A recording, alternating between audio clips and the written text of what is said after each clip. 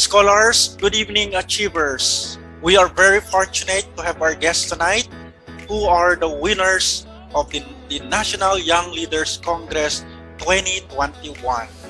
Randy Max Bulakit, your host tonight here at USAPang Iskolar or Scholar Talks with the team USAPang Iskolar, Karanasan at Pagsubok ng mga Iskolars ngayong pandemya.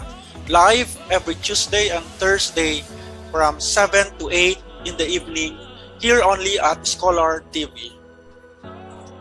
Good evening, everyone. I'm Mark Lataza, and welcome to Usapang Scholar. This is our 4th episode already, so just relax, have fun, and enjoy the show. So we are lucky enough this evening, and we have invited guests from the scholars, okay, from different parts of the Philippines. So let's hear their introduction and let's watch this video.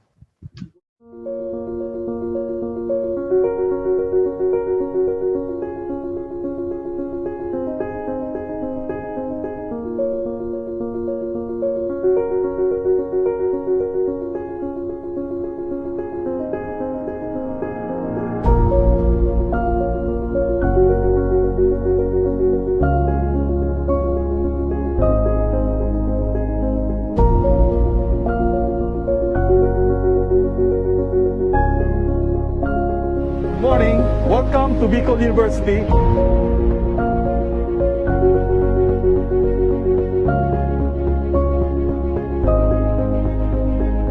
Every school has gifted students.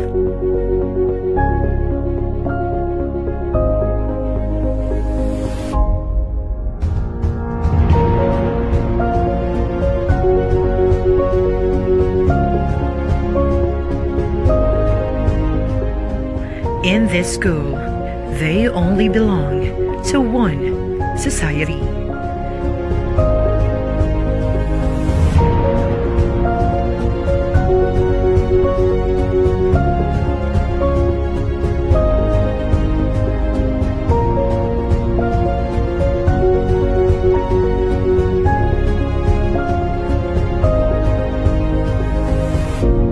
And this society has its own history.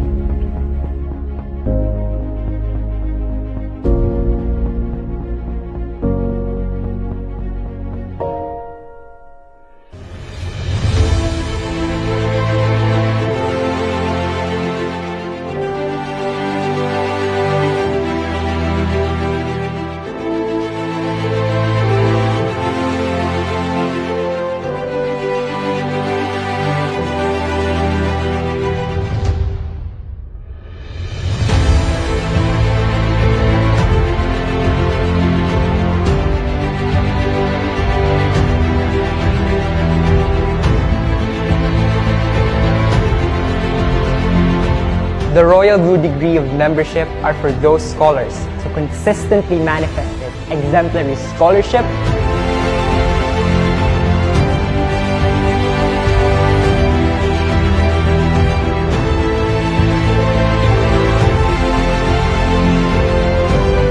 commendable leadership, and virtuous character through obtaining a distinction as academic scholar or academic scholar of the university belonging to the top 10 of the respective college or units or college he or she belongs for the previous academic year with strong recommendation from the dean or director in which he or she belongs in the academic unit. Members under the Royal Blue Degree of Membership will receive a society pin and a certificate of membership to signify the membership he or she initiated.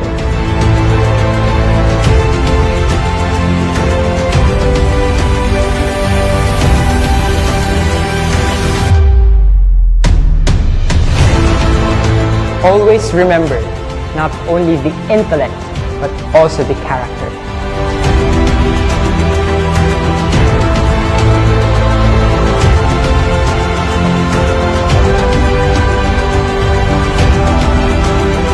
Why would a nobody like me bother to even try?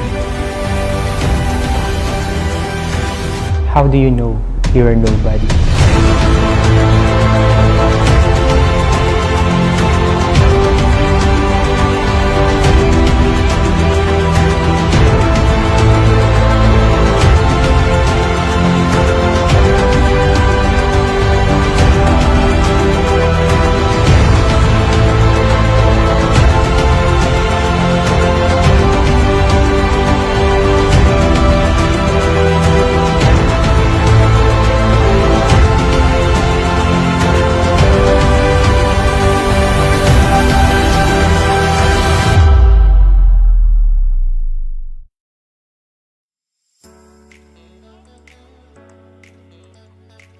guest in 2018. He received the Agribank Medal Award of Excellence Recognition and graduated with high honors and the top graduating student in senior high school.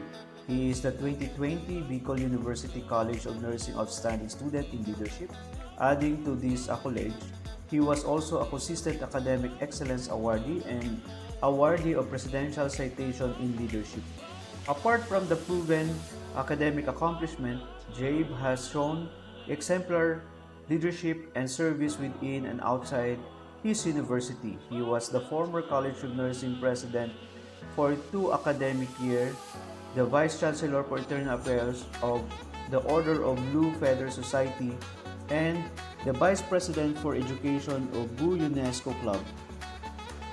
He has also been part of various NGOs such as Red Cross, Youth Albay Legazpi City Chapter, and Global Institute for Youth Development Incorporated.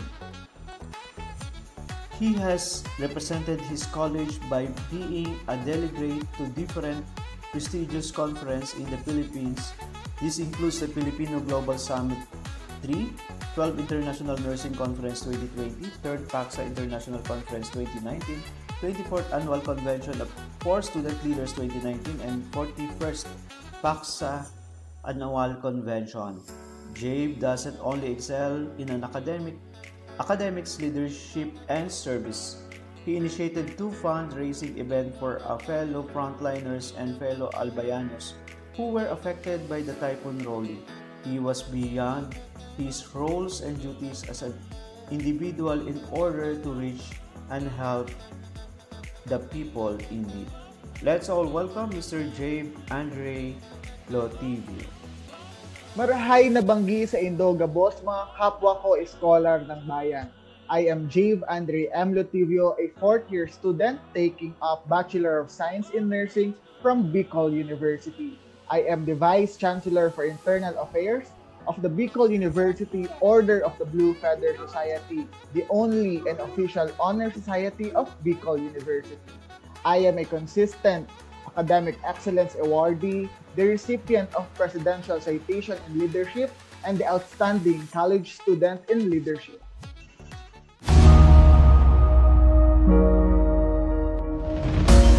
Stride valiantly into the future.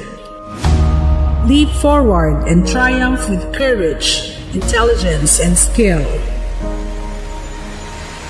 Be like the stallion.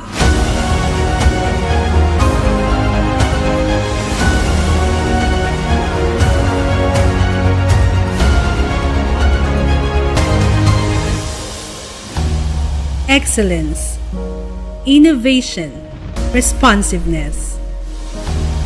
This is Mariano Marquez State University.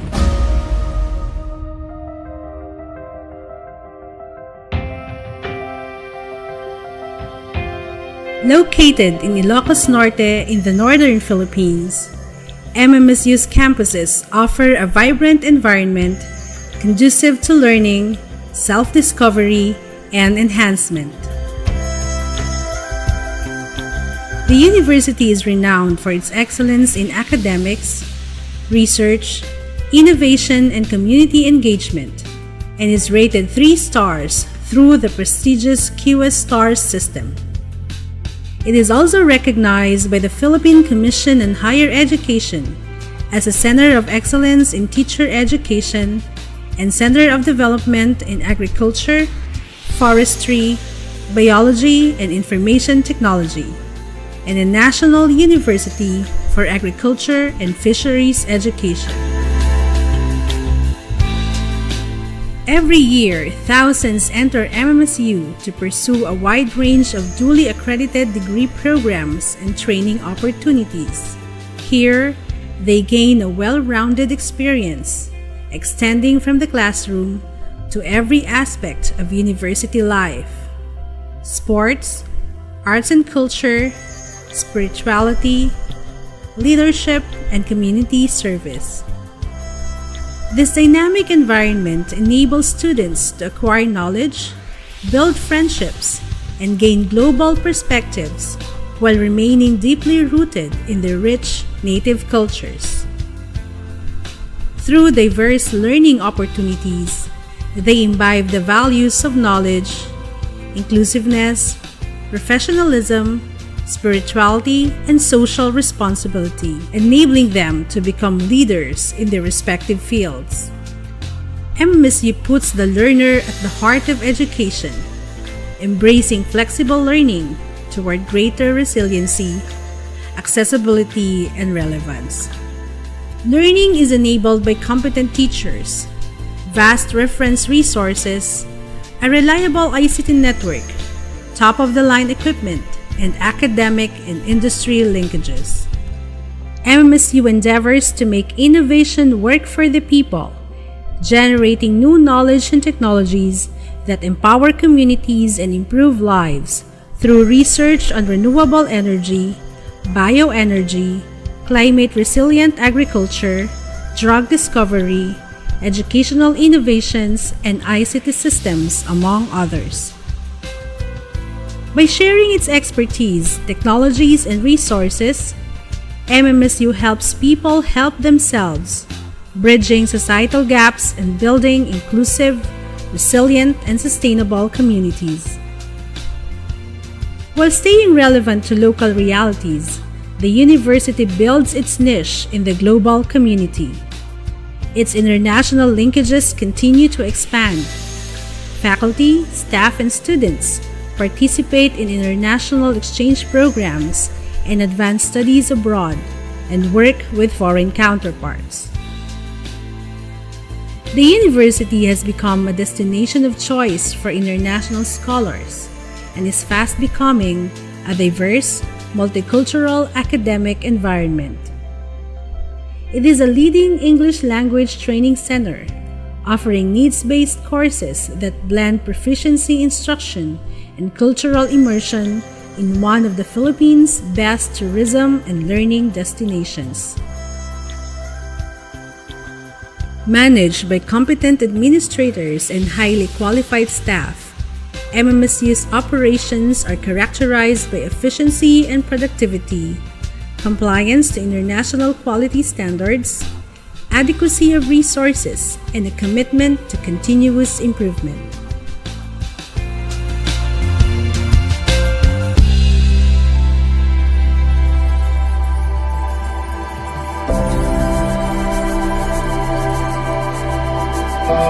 Steadfast, brave, and strong, like the stallion, MMSU embodies innovativeness, adaptiveness, and relevance as it engages with the world while making lasting impact on its immediate communities.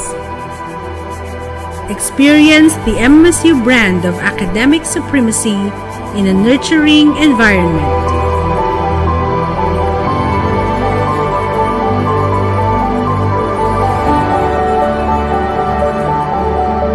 Be a part of Mariana Marquez State University, a premier Philippine university where excellence is a way of life.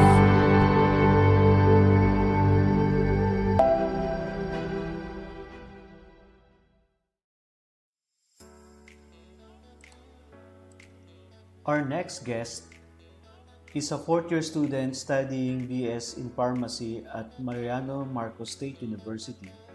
She's consistent academic achiever and received Academic Excellence Award and graduated in senior high school with high honors.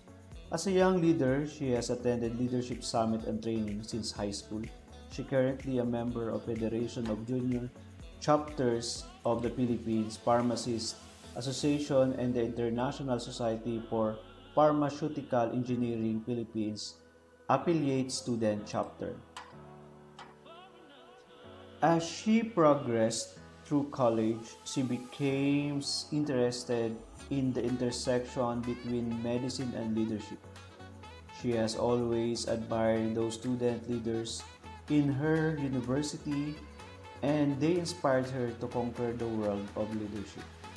In her last year, she finally had the guts and courage to attend leadership training again to develop her character and enhance her leadership skills. Let us all welcome Ms. Lysandra Valley Dumlao. Naimbag Arabi Ikanya tayo amin. I'm Miss Sandra Valley Sidumlao, a fourth-year student studying BS in Pharmacy at Mariano Marquez State University. I'm currently a member of the Federation of Junior Chapters of the Philippines Pharmacists Association and the International Society for Pharmaceutical Engineering Philippines Affiliate Student Chapter. West Visayas State University.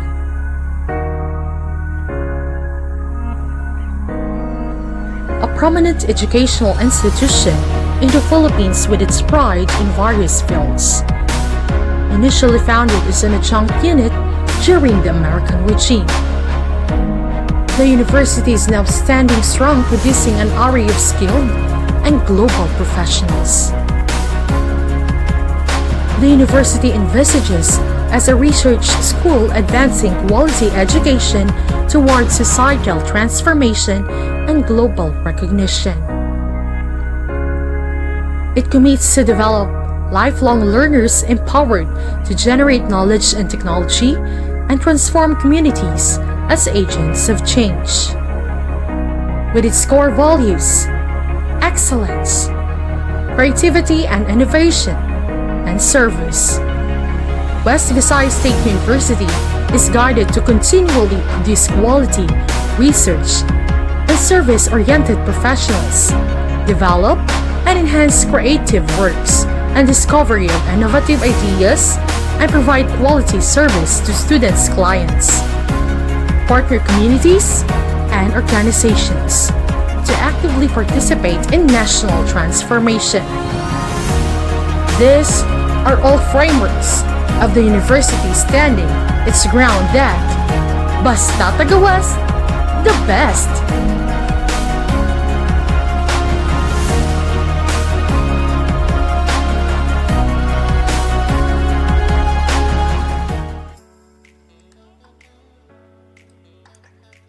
Our next guest is a third-year Bachelor of Secondary Education, major in Social Studies student of West Visayas State University.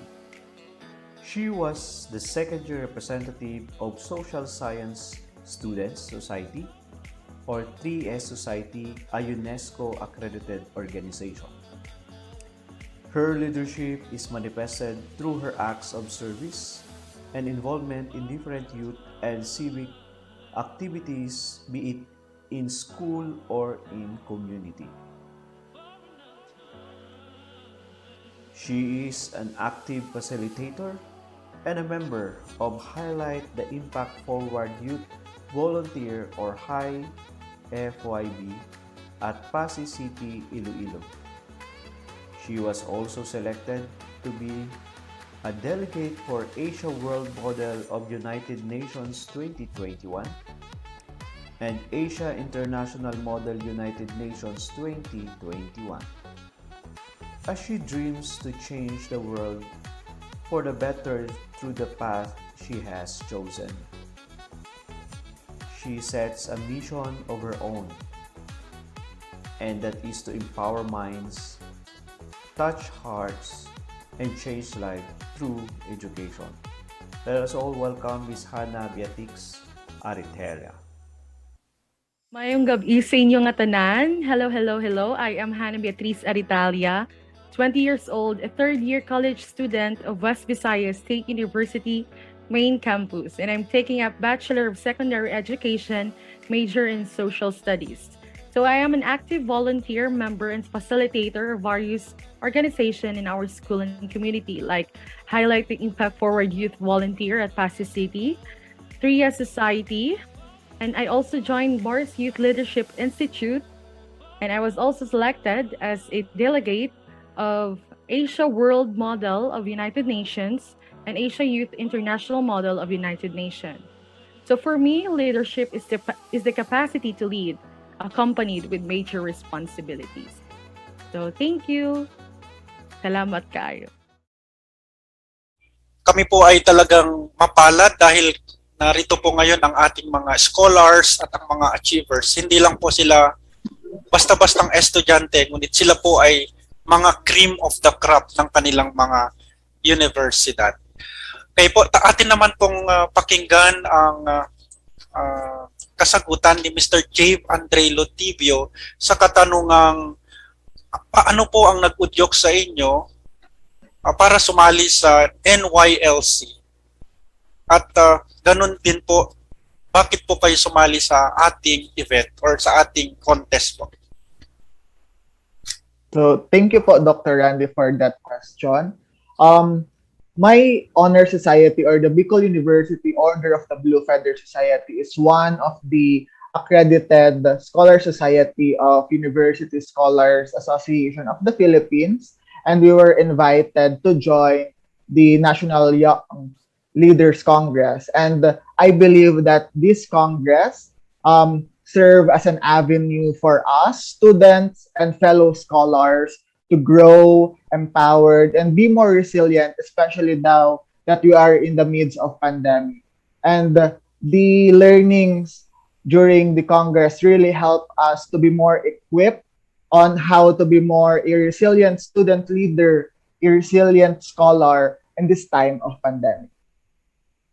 That would be all po. Thank you. Wow, parang pang Mr. Universe ang ating kasagutan. Pero anyway, that's a very good answer, no, to our scholars, kasi you are expected, of course, as a scholar, as an achiever also in academic, both academic and leadership, to excel not only in your leadership but in your academic as well. Kasi that two go together, okay? Or not only that go together, but they are synchronizing with each other, kasi nga yung performance mo dapat napapakita rin sa klase, not only in leadership. Kasi nga, you are good in leadership, but bumabagsak ka naman sa klase, but it will not give you a signal na you are a very consistent person. Anyway, what about you naman, Lysandra, no? How with the same question, can you share it with us also? Okay po. So I joined this event because I believe it's a great avenue towards progressive leadership and excellence. I seek to improve, I want to learn more, gain knowledge, and I want to develop my character and also enhance my leadership skills po. Doc Randy, a short and precise answer. Thank you. Thank you, Miss Lisandra. This time, let's hear from Miss Hannah Aritawia. Okay. Am I audible po, sir? Yes. Yes. Go ahead. Okay. So, same with Sir Jave Andre Lotivio. Our honor society is one of the accredited of the UN also. And I also joined the event to meet new people like all of you and expose my perspective also to assorted views and opinions. So that's all. Thank you. Okay, wow, what a precise and concise answer.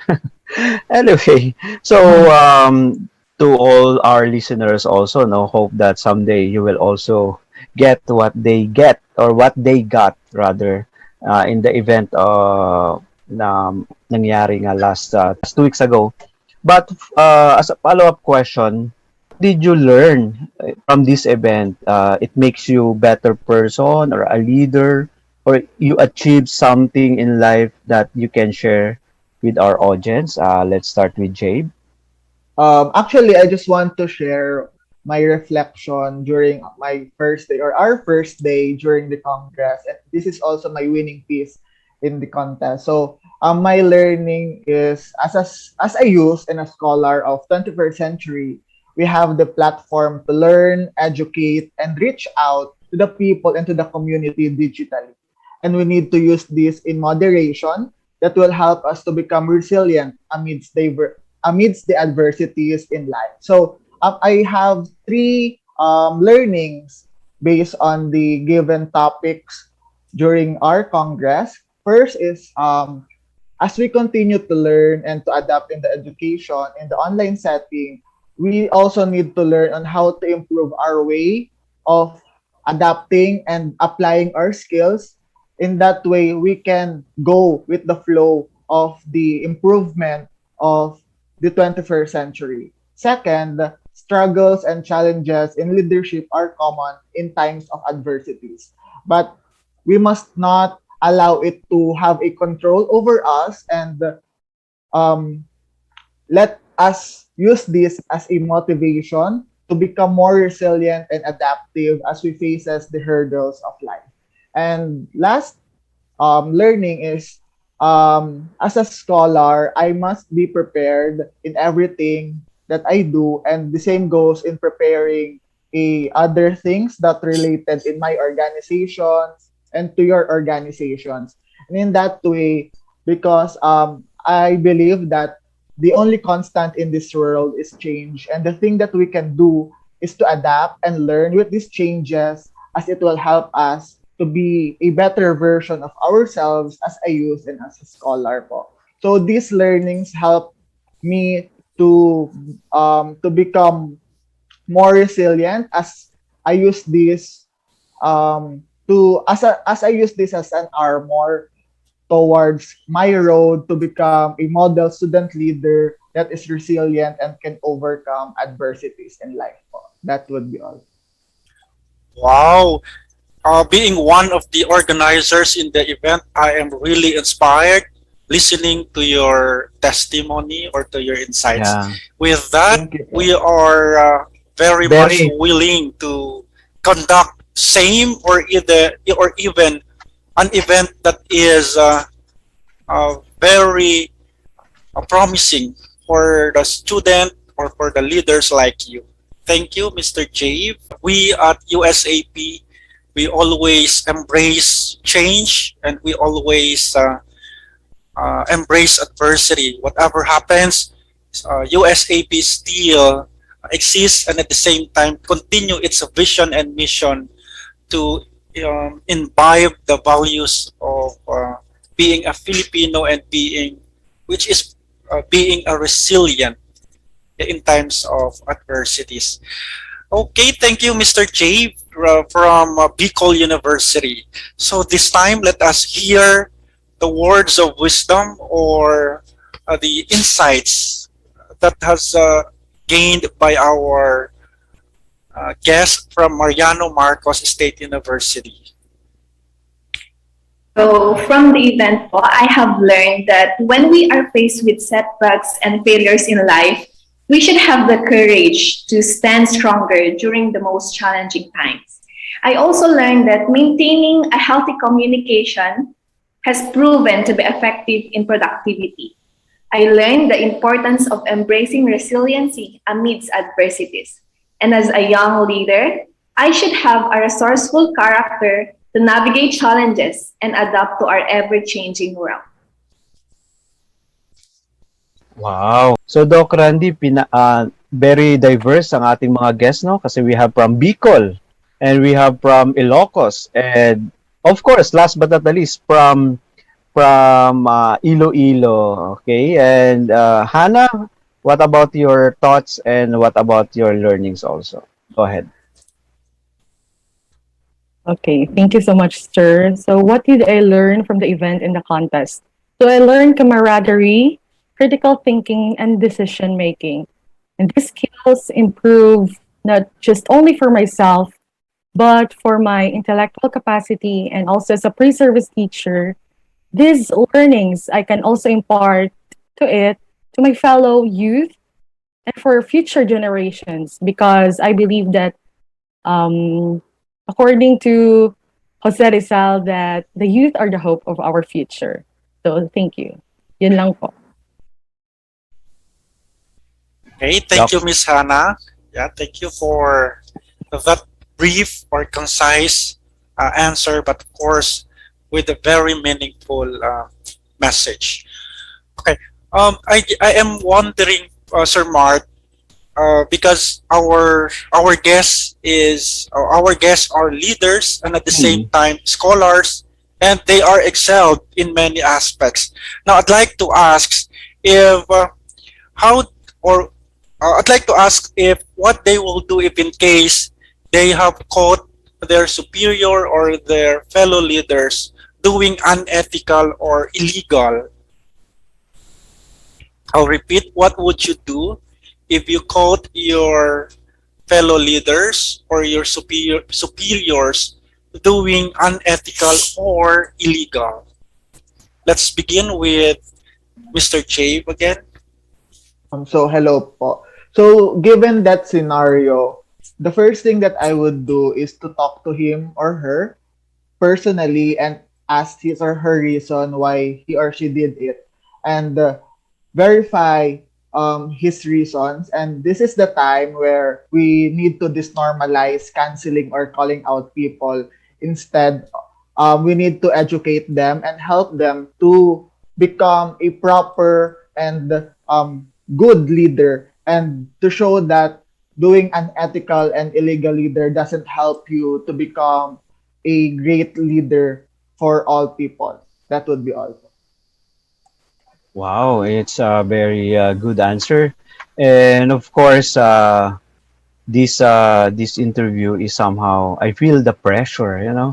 We are just like in the Mr. and Miss Universe pageant. But anyway, don't worry. To our audience, we are doing this so that our guests will also develop their communication skills, how they train out of Yeah. this. Okay, in this interview, this is just only okay part of their training. But of course, don't worry, it's not a pageant. This is just only the formal way of question. So what about you, Lysandra? What is your thought, or what is your opinion about the same question? For me po, I think I would respond, take action, and have the commitment to do what is right, what is good, and proper. Determine where to draw the line, of course, and then analyze or evaluate the situation po, and talk to my fellow leader privately po. And for me din po, if I can intervene po, I can also stop the situation before it gets to the point of no return po. So, pwede din po akong mag-seek ng advice sa mga superior po, or yung mga mentors po namin regarding that issue po. And how can I handle it po sa akin. Thank you, Miss Lisandra. I'd like really to have a follow-up question with you. With regards to giving advice, what if that person will not listen to you? What would you do? And at the same time, would you publicize using social media? I don't recommend yung pag-publicize po through social media, because I think there are things na mas maaayos if you talk it privately po. And kung hindi po siya makikinig sa akin, ayun po yung pwede po ba akong mag-seek ng advice sa mga superior po sa amin, or yung mga mentor po namin na fellow leaders din po, para ma-advise din po nila, or how can we help each other po solve the issue. Ayun po. That's a very good answer, no? But take note, leaders, okay? The moment that we will have this kind of situation, we can only do the decision making until we face the same or with this situation. So that's why training is very important, because it is just like driving. If you are trained to drive well, follow the rules and regulation well, then therefore everything will be in smooth and in safety. You will go to your destination safety. But if you will not follow anything, okay, in the form, in example, in driving, then you know what happened next. So that's also the same in leadership. Training ground is very important. The moment you will face this kind of question in the near future, or sooner or later, you will know how to deal with it. And of course, finally, before we proceed to next question, is Miss Hannah, what about your opinion on the same question? Okay, sir. Siyempre, nasa Pilipinas po tayo, di ba? So, if dito tayo sa Pilipinas, when you tell the truth, you are the one to be blamed, right? So, I will have a small talk with that person and show the right actions to do. Same sa kanila din, I would agree to them na private din. explain everything that needs to be explained, and open his eyes to the consequences of his actions. So, yun lang pong yung may share ko. Okay, thank you, Miss Hannah. Okay, so let's proceed with the next question. Sir Mark, masyado tayong seryoso. Siguro, Yes, I'll ask a question in which we can see if our scholars are really serious or sila ba ay marunong ding magpatawa. Kasi mostly ang mga scholars daw, laging seryoso, laging nasa libro or else nandun lang sa assignment, sa project, sa exams ang iniisip. Kaya maski tinatanong mo sila, parang ang isasagot ay square root of 1, parang gano'n. Okay, ang katanungan ko kay Mr. J. Lotivio, sir, ay kung ikaw ay isang prutas, ano ka ba at bakit? Mr. J. Hello po. Yeah. Siguro po if I will be a fruit po, I'll choose po mango. Since another thing po na mango po is our national fruit. So being a mango po shows like yung color po na yellow, it's vibrant. Like it shows joy, fun to other people just like me po, and it shows like it symbolizes what I am as a friend, as a brother, and as a scholar. And as we taste the deliciousness or like the mango, it can be sour, it can be sweet or other taste. Just like me po, I have my own moods po in life where I am happy, I am sad, and I am nervous po. And it shows po na I am also a person or a human po kasi most of other people po perceive scholars po as parang napaka-titan po sa sarili po nila.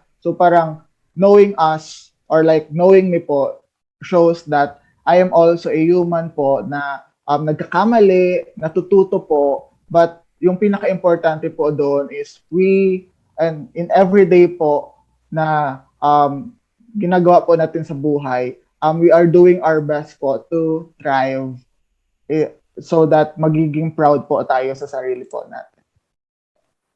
Wow, so that's a very wonderful answer, no, Miss Jabe. And what about you, Miss Lysandra? No, if you are a caller, what would you be and why?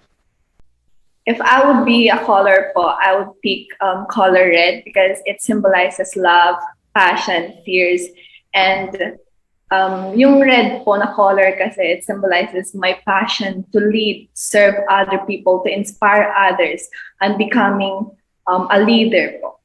Ayun po. Ayan lang po sa akin. Okay, thank you, Miss Lisandra. This time, let's listen to Miss Hannah. Miss Hannah, if you were a tree, okay, kung ikaw ay isang punong kahoy, if you were a tree, what would you be and why? I would choose a coconut tree.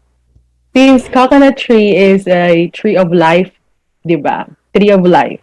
So, I am very flexible sa aking mga kaibigan, sa aking constituents. I am very convenient also sa mga taong nakapaligid sa akin. And lahat ng connected, ang hirap sa Tagalog. Sorry po, Bisaya. Okay. So, lahat na naka-connected or parts ng tree natin or coconut tree are very important. Fruits, the stem or the branch or whatsoever. And for me, tree of life din po ako kasi nagbibigay din po ako ng buhay sa aking kapwa. Hindi lamang po sa pagiging leader, kundi sa pagiging mabuting kaibigan at mabuting ehemplo sa kanila. Yun lang po. Salamat. Wow. So, the coconut tree. yeah. If you eat too much, you get very fat. Charot lang, sir. So thank you very much no, for the answer of our mga guests. No? So mayroon tayo dito option coconut tree. We have also here in color red, and we have also mango as a fruit with Mr. J. So lahat po nito ay talagang masasabi mo we are really diverse. You cannot compare one person to another. Because if you compare one person to another, then there will be a problem. Just like in leadership, you cannot say that the leadership of Juan is the same, must be the same by Maria, because they are the same person. They are not the same person. They are totally different animal. Okay, so you cannot Yes. compare these two, but you need to you need to understand both of them in terms of leadership. Just like our guests this evening, they have the diverse answer, they have the diverse needs, wants in their life and in their leadership. But always remember, they have their own style of leadership. That's why, wag nyo ikumpara yung sarili nyo na maging katulad ka ni ganito. Tama. Maging katulad ka kay sikat na ganito. Because you make your own destiny, not them determine who you are someday. So that's how leadership works. It's not how we mimic one person to become a good leader. You can create your own as long as you are in the right path. So siguro to lighten our interview, no, kasi parang masyado talagang Miss Universe and Mr. Universe ang ating dating. Siguro eto personal to sa kanila ang tanong na to. What about your proudest moment in your life? Can you share it with us? We start with Mr. Jade. When it comes to the proudest moments in my life, I have two categories po. As a student leader, I have proudest moments when it comes to academics. I have a proudest moments when it comes to my extracurricular. When it comes to my academics, my proudest moment was during our graduation when I was in senior high school, where I graduated as the top graduating student of our batch. And despite of my given roles and responsibilities to my affiliated organizations right now as a college student, I can say that I am a consistent dean's lister in my college. I am part of our honor society, and in the aspect of my extracurricular, I can say in the aspect of community, I am proud where I go beyond my roles as a student or as a student leader, where I became a volunteer po for the community. During last year po, when the peak of COVID-19 in our country, we initiated a fundraising event to raise po funds to support our fellow frontliners for us to procure po personal protective equipment, alcohols, mask po that will be donated to the different hospitals in Albay. And other than this, I also initiated a donation drive during our last year po. This drive addresses the needs of my fellow Albayanos that were affected by the Typhoon Rolly, and we are proud to say that we reached 200 families given the toiletries and the food packs that they need in order to survive and to be more resilient in this time of pandemic and calamities po. That would be all. Wow, indeed, you have really made not only um, being proud as a scholar in your academics, but of course, as a leader, doing a lot of philanthropic activities in which you have extended efforts, you have extended your hand, especially to those who are in need.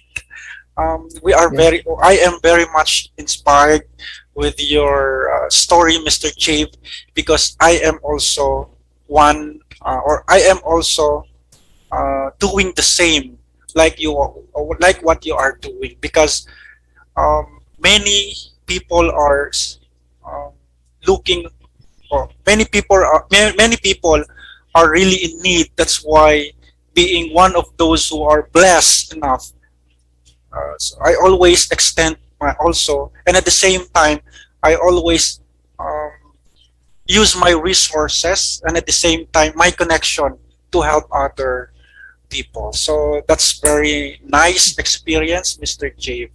Okay, so this time let us listen to Miss Lisandra Tunglao.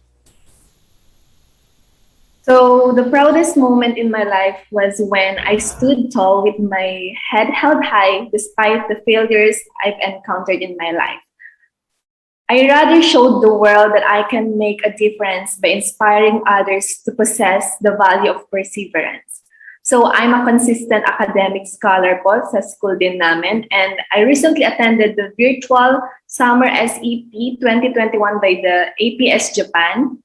And being able to surpass all the challenges, transforming my weaknesses to strengths, and learning from my mistakes have been my greatest achievement so far. Ayun po. Okay, thank you very much, Miss Lisandra, no? And last but not the least, of course, Miss Hannah, what about you? So what has been the proudest moment in my life? So I have so many, but to sum it up, I consider the proudest moment when I get to survive my silent battles through prayer. Yes po. And with that, I become more better and positive in life. That's why also by making people happy, by seeing their smiles, proud na po ako doon. And since I am a type of a leader na happy-go-lucky, cheerful, and I'm always have that positive mindset. Yun lang po. Okay, thank you, Miss Hannah. Sir Mark, talagang ito ay personal, no? Personal questions, so they have their own personal also, personal answers. Pero I'd like to ask them the most or more personal questions. So please allow me, Sir Mark. So maybe this will be the last question that we will ask to them. Okay. Bilang scholar kasi tayo ay napakaseryoso na kung saan nakakalimutan natin ang lahat ng bagay na maski ang magmahal ay nakakalimutan din natin. Ngayon, hindi lang bilang isang scholar, bilang leader din, ganun din, parang mas gusto nating ibigay lahat maski yung para sa atin ay binibigay natin sa iba. Ngayon, nais kong malaman sa ating mga scholar at sa ating mga leader estudyante kung ano ang pananaw nila sa pagiging isang mapagmahal at mapagbigay na leader at scholar. Simulan po natin kay Mr. Jave Lotibio. Hello po. Siguro when it comes to giving love and being generous to other people, being a human po, it is innate in us to share love and to be more generous to what we have right now and to share it to other people that are in need. I just want to emphasize that since we have the capabilities to give love, to give the things that we have to other people, we need to remind that we also need to make reservations for us in order to prevent being burned out or like having this mindset na lahat ko na nabigay pero wala nang natira sa akin. So parang we need to avoid having that kind of mindset so that we will have a positive, peaceful life. And I think that there is no problem to giving what you have right now, especially that the recipients are very in need. And as a volunteer or as a youth leader, it is very important for me to share my resources to other people because that what makes me happy as a person po. That would be all. Okay, it reminds me, Doc Randy, with the saying, Nemo dat quod non habet. Meaning, it's a Latin term, meaning, you cannot give if you don't have. So, how can you give something, everything to someone if you don't have that something? So that's a very masasabi natin na parang contradicting, no, that you give all your strength, like your love to someone or to everyone, and hindi ka nagtira sa sarili mo. That is your greatest strength, at the same time your weakness. Okay, what about you, Miss Lysandra? Same scenario, same kumbaga scenario in life, or it, you have your own opinion about this? So for me, sir, I can love others by inspiring them, motivating them, giving them a hand. Lalo po ngayon na um, nasa pandemya po tayo, tapos ang dami pong problems. And the least thing that I can do po is yung give them a hand, like give them a chance na i-voice out yung mga ideas, problems, opinions nila in life, that and I am willing to listen po. And through that po, I can give love to others po.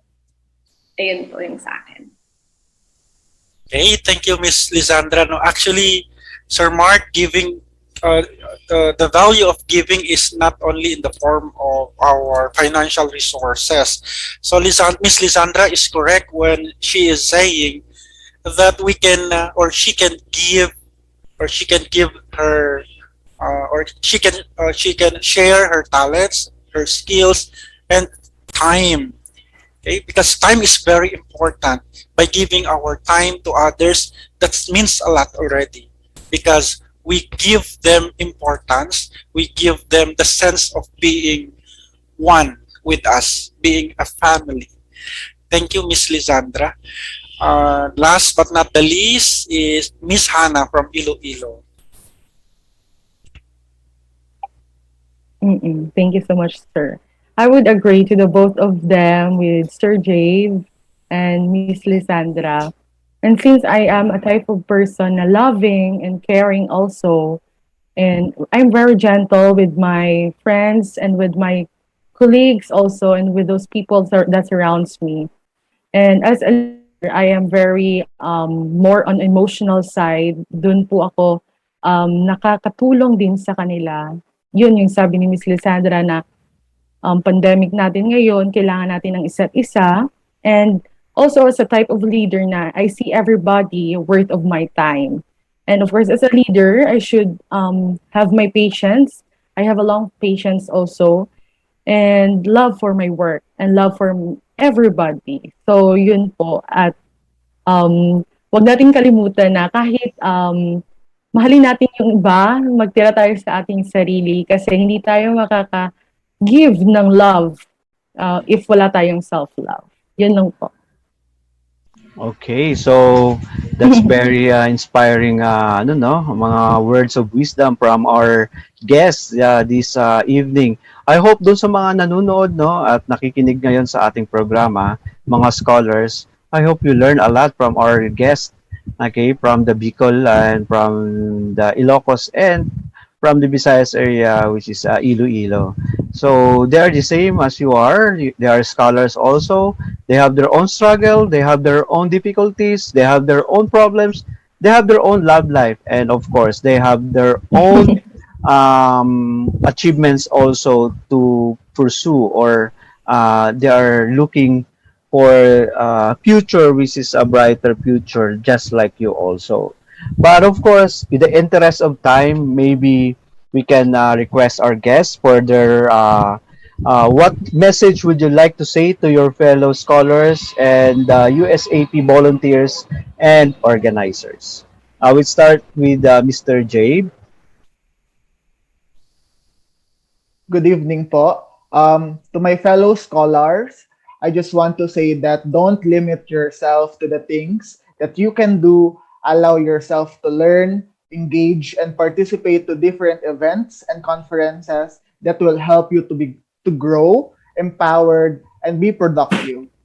To the USAP volunteers or USAP volunteers and organizers, thank you for creating an avenue for us, youth, and scholars where we can showcase our talents and skills, and for acknowledging our efforts and hard work until now, even there is a going health crisis.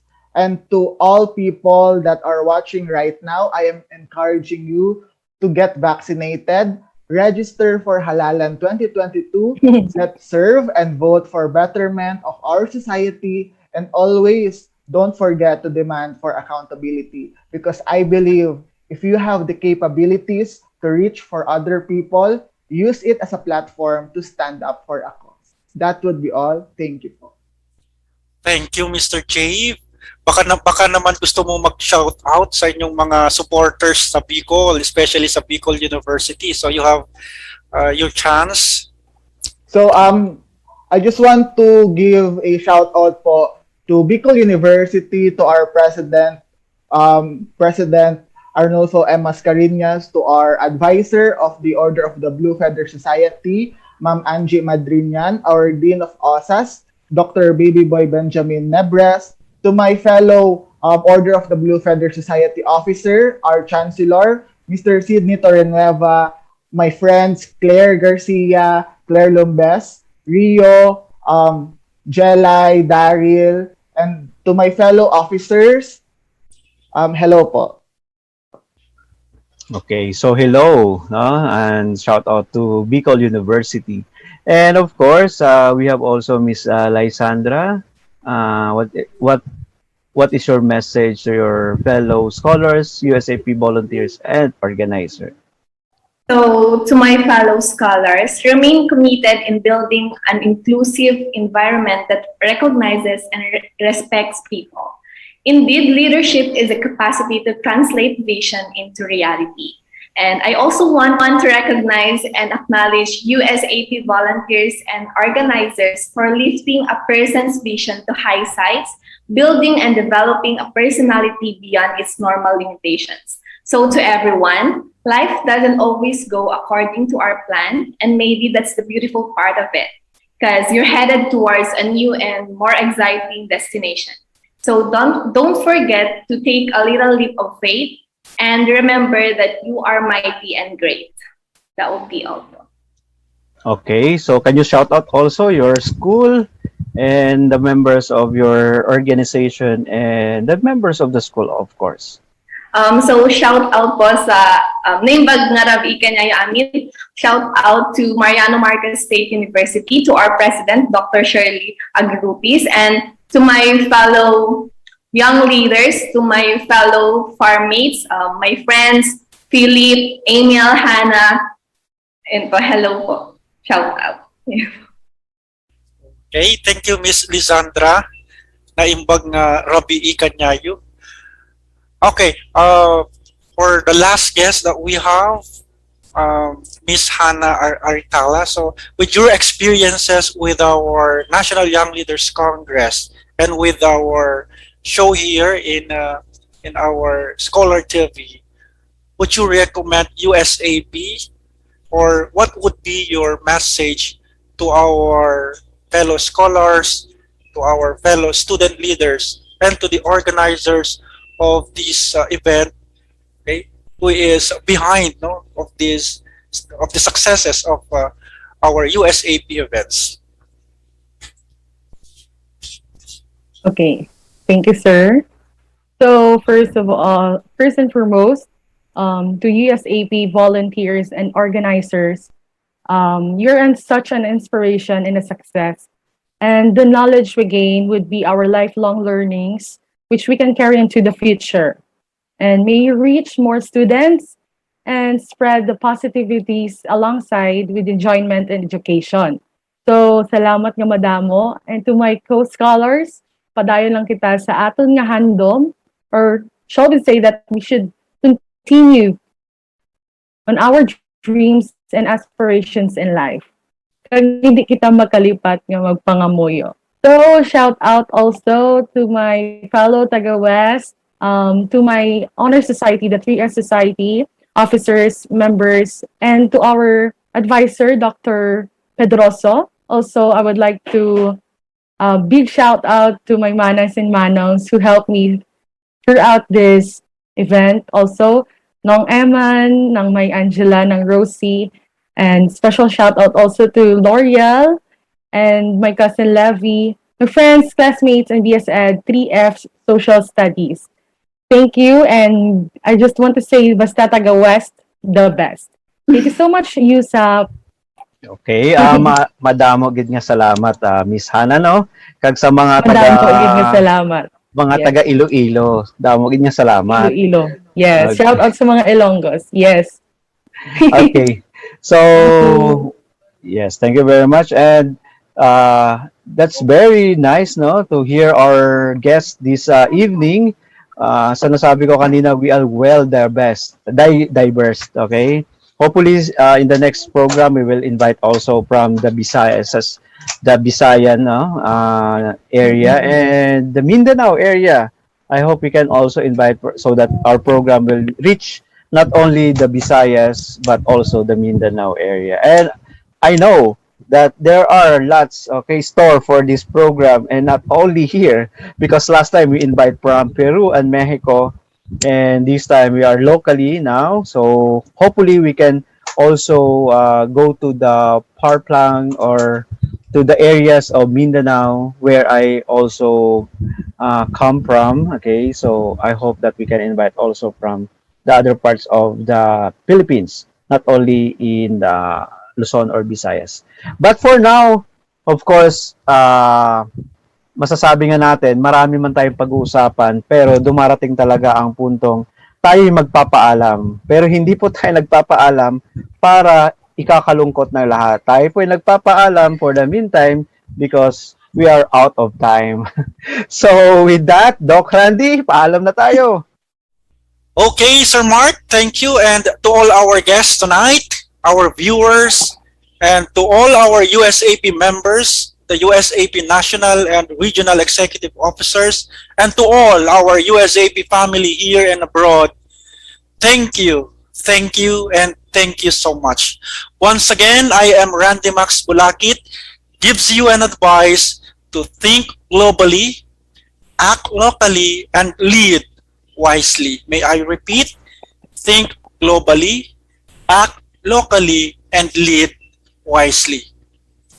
Ako naman po si Mark Lataza. To all leaders, ang may iwan ko po sa inyo, and always remember this. Think what is right, but always do what is just. Once again, good evening dito sa Scholar TV. Tara, usap tayo.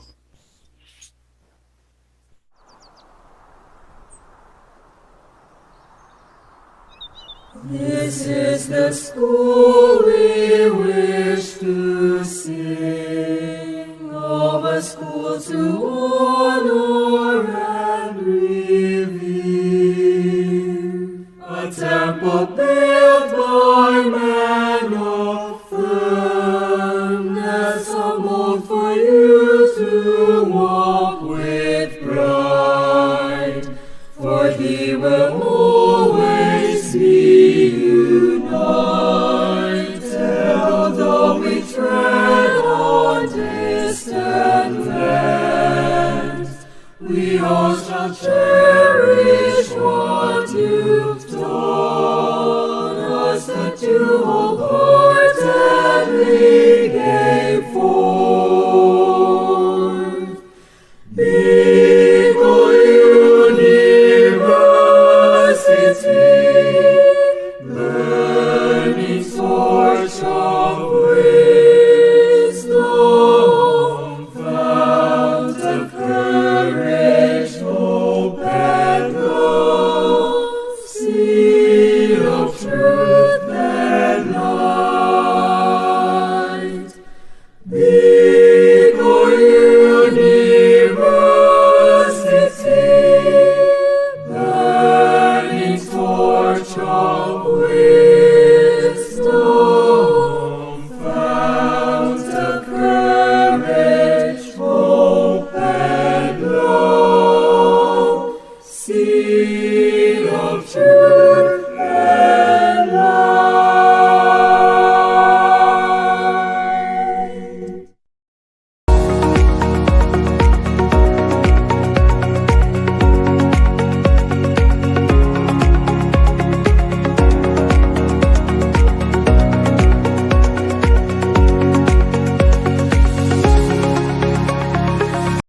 Thank you.